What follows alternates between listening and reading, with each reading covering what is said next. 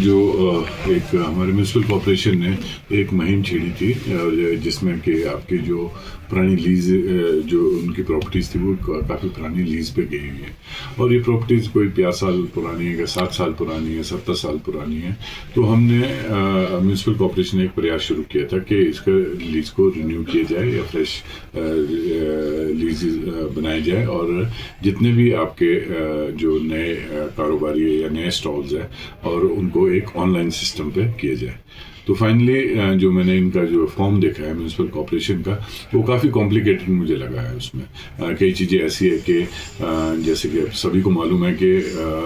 जो प्रॉपर्टी 60 साल 70 साल पहले लीज पे दी गई थी उनकी एनओसीज लानी बड़ी मुश्किल हो जाएगी क्योंकि परिवार बढ़ता ही है,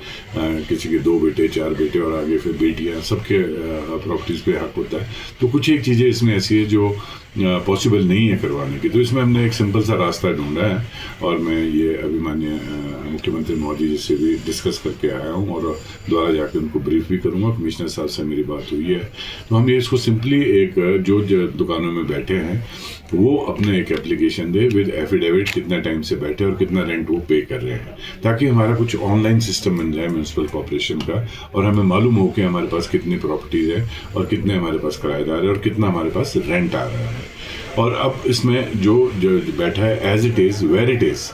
वो चीज़ हम इसको प्रयास करेंगे कि जैसा है वैसा इसको रहने दिया जाए और उनके सबकी एंट्री होनी चाहिए। अब अगर दुकान में कोई बहुत पहले किसी और को लीज दी, उसका पोता बैठा है या आगे जाके उनसे भी आगे कोई नेक्स्ट जनरेशन बैठी है तो उन्हीं को इनरोल किया जाए और उनसे जो रेंट है वो फाइनलाइज किया जाए ताकि आपको मंथली या ईयरली वन टाइम जो एक सस्टेनेबल रेंट है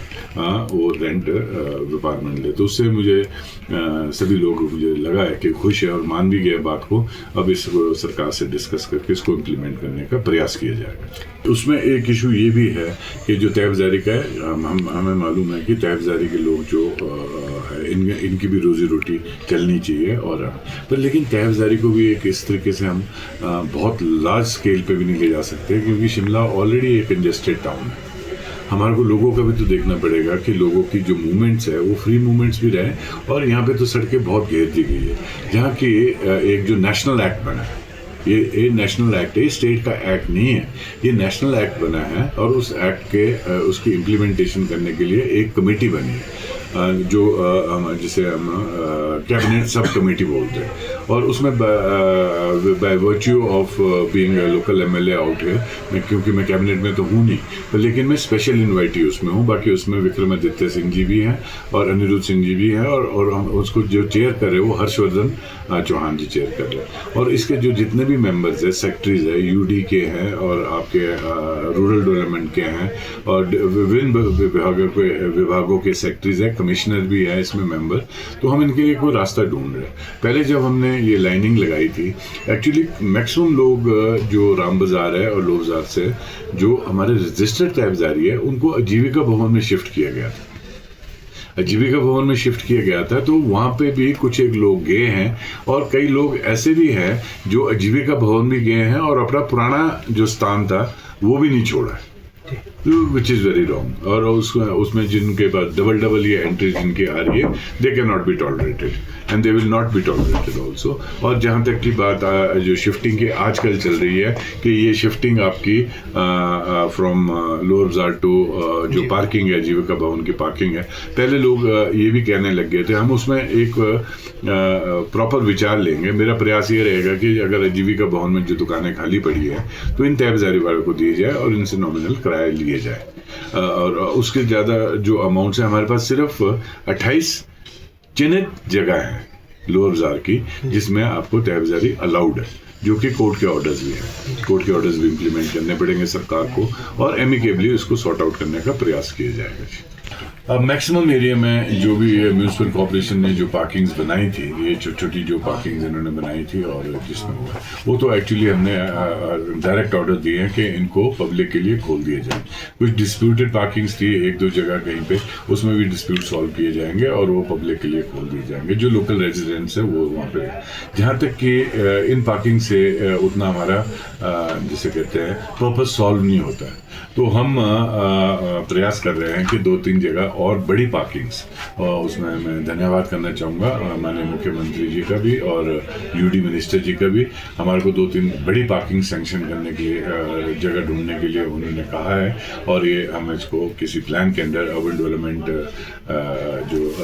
प्लान जाती है उसके अंदर हम इनको डाल के, हमारा प्रयास है कि जल्दी से जल्दी इसमें हम पैसा लाएं। और जो इसकी एक मीटिंग है वो मेरे ख्याल में अगले आने वाले हफ्ते में एक मीटिंग ले रहे हैं हम सरकारी लेवल पे, और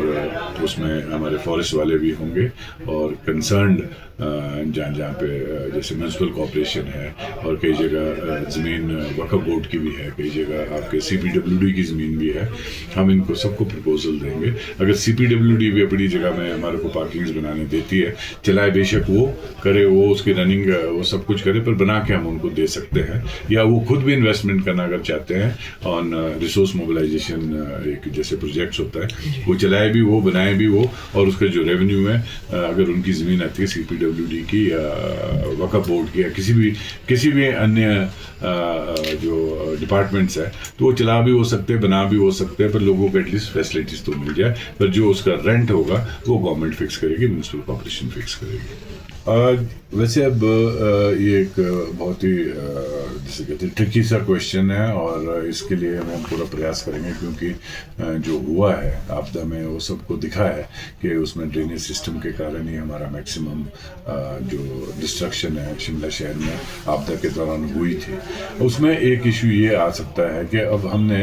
प्रयास किया है, क्योंकि शिमला शहर में इस टाइम जो भी हमारी जो ड्रेन्स थी जो क्लॉग हो चुकी थी और जो बंद हो चुकी थी, उनको खोलने का तो हमने प्रयास किया। धन्यवाद जी। हरजीत कुमार मंगा, प्रधान व्यापार मंडल शिमला। आज हम माननीय विधायक साहब से मिलने आए थे। परसों कॉरपोरेशन ने एक सभी जो किराएदार हैं, कॉरपोरेशन के जो किराएदार हैं, उनको एक नोटिस इशू किया था कि विद इन 7 डेज़ अपनी लीज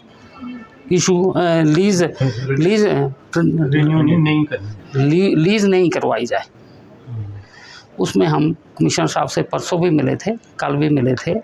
जब हमने वो कॉपी देखी तो उस पर हमें आपत्ति थी। उसमें काफ़ी टर्म्स जो थी वो हमारे हित की नहीं थी। आपको एक और बात बता दूं कि ये जो दुकानें हैं कोई आज नहीं गई है, कोई 80 साल से किराएदार है, कोई 70 साल से किराएदार है, कोई 60 साल से किराएदार है, कोई 30 साल से भी होगा। सभी ने आज तक का 31-25 तक सभी व्यापारियों ने अपने किराए पिछले साल एडवांस में जमा करवा दिए थे। हमारा किराए का कोई इशू नहीं है। लीज़ के जो ये हमने आज इनसे बात की, विधायक जी से बात की, और इनमें हमें आश्वासन दिया, कमिश्नर साहब से भी बात हो गई है इनकी, कि अब हम एक सिंपल लेटर बना के कॉरपोरेशन को देंगे, अपने रेंट की रसीद साथ में लगा के, कि ये दुकान फलाना नंबर स्टॉल हमारे पास है, और हम इसका डिक्लेरेशन देनी है हमने एक, सिर्फ कॉरपोरेशन में लीज़ नहीं होगी। MLA साहब से क्या आश्वासन मिला? MLA साहब ने आश्वासन दिया है कि एक सिंपल पेपर के ऊपर एक हम एप्लीकेशन बनाएंगे, उस पर हम अपना डिक्लेरेशन करेंगे, और उसमें ये जो लीज़ का है ये नहीं होगी।